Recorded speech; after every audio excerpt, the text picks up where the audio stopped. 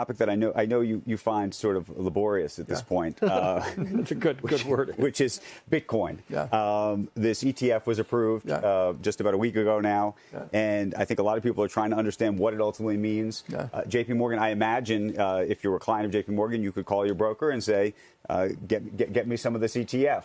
Mm-hmm. What are you telling your brokers to tell them back when they make that call? Yeah. So this is an important thing.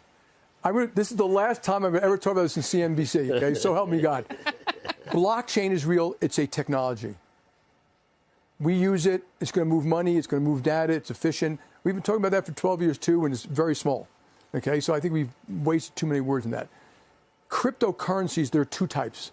There's a cryptocurrency which might actually do something. Think if a cryptocurrency has an embedded smart contract in it, and that we can use it to buy and sell real estate and move data. That may have value. The idea of tokenizing things. Tokenizing things that you do something with. And then there's one which does nothing. I call it the pet rock, the Bitcoin or something like that. And so on the Bitcoin, there's, first of all, and I'm not trying to make a joke here. There are use cases, AML, fraud, anti-money laundering, tax avoidance, sex trafficking. Those are real use cases, and you see it being used for hundreds, maybe $50 or $100 billion a year for that. That is the end use case. Everything else is people train among themselves.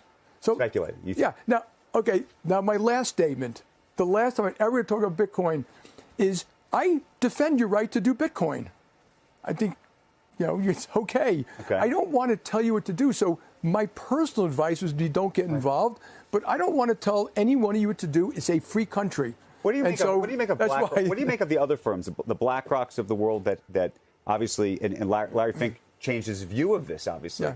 And maybe he changed his view because you think he genuinely believes in Bitcoin or believed it because he thinks that there's a marketplace for it and he wants to be part of that market. But what do you think of there's about a dozen big financial companies, Fidelity included. Number one, I don't care.